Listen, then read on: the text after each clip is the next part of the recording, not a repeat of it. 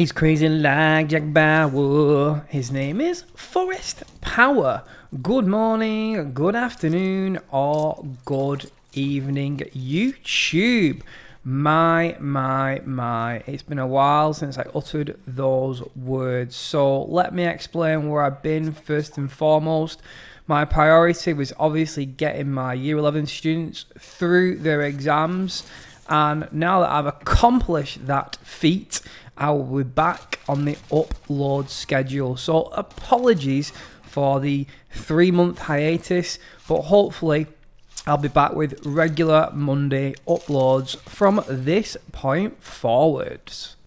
As I scroll through the endless lists of TikTok videos, Facebook links, YouTube videos, it's very apparent to me that a lot of men seem lost in society today. If you look at some of the statistical data in terms of male suicide rates, they've gone through the roof over the past decade or so. And I'd argue, actually, that it's never been harder to be a man than it is right now. Gender is such a hot topic in society as well, but I don't really want to get onto that today. I want to stick to the focus of masculinity. Now, in terms of masculinity, I'm going to start off as an English teacher with the play Macbeth, because there are two characters that put forward two quite polarising arguments on what it means to be a man. Firstly, the protagonist, Macbeth, actually argues that masculinity is a thing that needs to be cold and unemotional, as he ruthlessly kills the king and is generally a bad guy that tries to kind of like put his emotions on the back burner.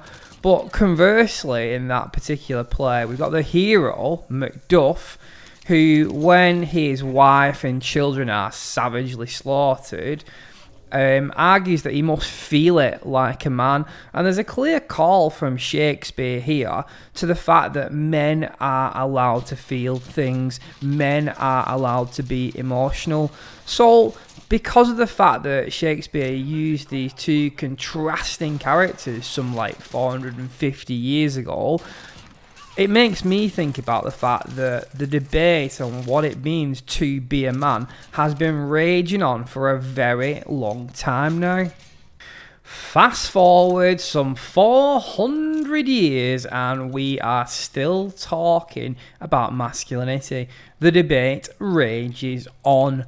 One of my favourite films of all time is Fight Club, and that's a film in which masculinity is explored in pretty detailed little snippets and anecdotes. One of the things that kind of plagues the narrator of the story is the fact that he's become so like consumerist with his lifestyle. He becomes obsessed with buying things like furniture from IKEA. And because of this, he feels very like incomplete within his life. And it takes the organisation of an underground fight club to make him feel whole as a person.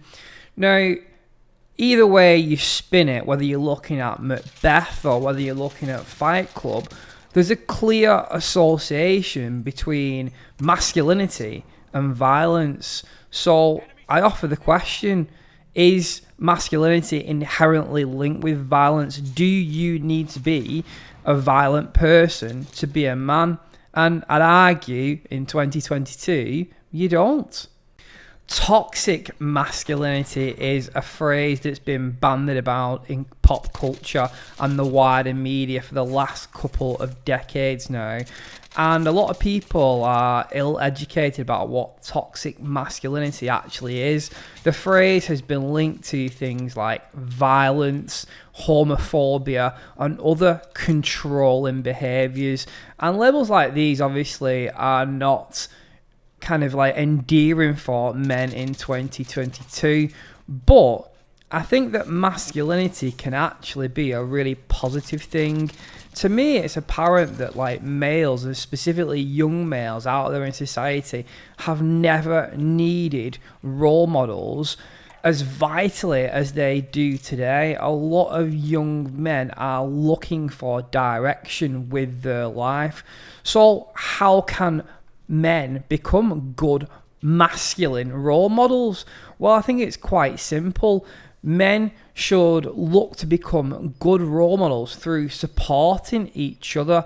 There's also been a big link between masculinity and competition, but I don't necessarily think that being competitive is a negative trait, because without competition in society and the workplace and further afield with things like technological developments, society will stagnate and stop progressing. So clearly that is a really, really important quality that, you know, men should aspire to have.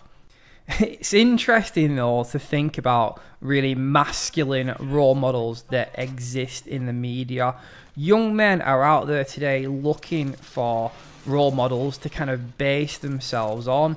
So who does the media put forward as what men are supposed to aspire to be like? Well, to me, the most predominant example of this would be Superman. I mean, it's almost like implied within the name that this is the kind of level or status that men should aspire to reach. Now, if you look at Superman, it's a wholly unrealistic expectation for men to achieve, even with regards to his physical form. You know, he's got the bulging biceps, yeah, he's got a tiny waistline, and he's also a dude that can laser through other people just with his eyes. And when you start to look at some of the men that are heralded as role models for young men out there, they don't typically stray too far from this trend. I'm thinking about people like Thor, I'm thinking about people like He-Man.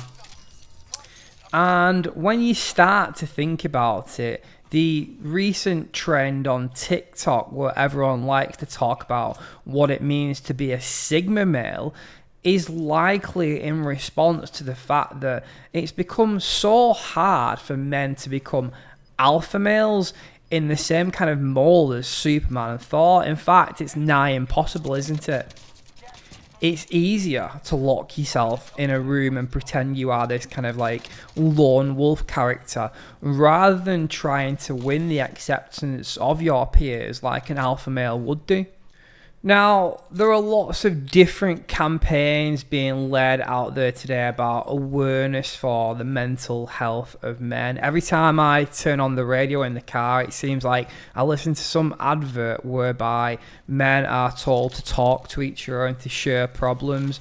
And that's great until you consider the fact that even though there is more awareness for like problems for men out there now than ever before, the take up for like therapy lines, for counselling, and other kind of like systems of help offered to men is not going through the roof. Even though men are aware of this kind of mental health crisis, not a lot of people are doing much about it.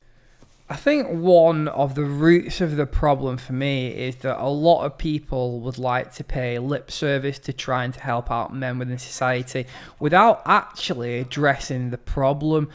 The problem is that men struggle to kind of like comprehend what it actually means to be a man in 2022. I still hear these like really old-fashioned virtues kind of being pumped out, like men should always pay on a date, men should always hold the door, men should always provide for others, men should always be able to fix things. And when men don't live up to this stereotype, because men are more varied now than ever before, they feel like failures. We need to push role models into society for people to follow that don't look like The Rock. There is a place for a really articulate, a really intelligent man as a role model that provides for his family, that to me is more of a role model in terms of supporting the people around him than any other that I can think of. It does not necessarily need to kind of conform to what we stereotypically used to think that a man was. And I think for me, that's the big thing that I'd like to push out there today with this video really. Society itself needs to redefine what it means to be a man and dispel all these like old-fashioned views. Now, like, interestingly, at the moment, I hear the youth of tomorrow talking increasingly about Andrew Tate and his views on masculinity and what it means to be a man. There's a guy that exists in like 7-second sound bites on TikTok. I actually have tried to like listen to some of his extended podcasts to really get a handle on what his viewpoint is on masculinity and what it means to be a man. But I think that most people listen to his videos on TikTok and they are very sensationalist in the kind of construction. And I do question like how much people can listen to a guy where like you're only kind of getting a handle on him for like 7 to 10 seconds at a time. You can't really work out someone's personality unless you listen to them for an extended period of time. And I think that like really young, impressionable people that are just blindly listening to the likes of Andrew Tate over 7 to 10 seconds are not really giving enough consideration to the topic, and certainly like who they are following in terms of whether or not someone's personality is suitable to be a role model. I'd liken the entire situation though to like what happened in Nazi Germany in like the 1930s. So at the end of World War One, the German people felt really harshly treated because of the Treaty of Versailles, which basically slapped the Germans about and blamed them for the problems of World War One. So all the way through the 20s and then the 30s, the German people felt disgruntled. They had no one to kind of lead them out of the mire, until this sensationalist guy called Adolf Hitler came along and said, right, I'm going to kind of show you the way. That's pretty much how Andrew Tate operates. The guy understands that men out there are lost in society today, and he preys on these feelings and puts out these TikTok videos that last for like I say, 7 to 10 seconds. And people go, do you know what? I don't know how to act as a man in 2022, but that guy seems to have got it figured out.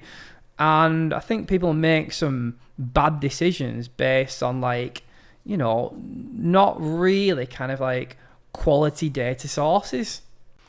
So where are these guiding lights that are out there for young men in terms of how to act as a man? Well, I think that like we should all start looking on a very personal level at ourselves, because everyone is a role model to someone. Even if you are like 9 years old, there's a very good chance that you might have a younger brother that looks up to you in some way. We've all got a responsibility to kind of put forward the types of behaviour that we would like to see in society. So although at the start of this video I talked about traits of violence and competitiveness and so forth being linked to men like hundreds of years ago, there's 3 words really that I want to kind of like use to define what I actually think a man should be like. And those 3 words are character, resilience and support. Now, even though like men have been kind of closely associated with strength, I think that if you look at those 3 words, character, resilience and support, there is strength of a different fashion in all 3 of those words. And if we as men strive to be characters in the best possible sense, we are resilient with whatever life challenges are thrown at us, and we offer support to other people, then I think that we, act as prime examples of what it means to be a man, and we're helping like the next generation of men understand these are the qualities that we should aspire to have in society. Now, this is something that I feel really strongly about, because doing the job that I do see quite a lot of, young men that are lost with regards to their identity. And I don't think that society does enough to combat it. And I'd like to see, more men out there acting as role models and kind of typifying these 3 values of having character, being resilient and supporting other people, so that we can truly redefine what it means to be a modern man in 2022. So there you have it. There's my thoughts on masculinity. Please let me know in the comment section if you agree or disagree with me. Give me your thoughts. This is a topic that needs some serious consideration. If you have made it this far into the video, please drop a like, as that really helps the channel out, and subscribe for future uploads in the weeks and months to come. I've probably been a little bit kind of sketchy and ropey because this is my first commentary back at it, so to speak. But thank you very much for persevering with this video today. And like I said, there will be more uploads coming in the future. As always, guys, thank you very much for watching this video. I'm Forrest Power, and this has been Emotional.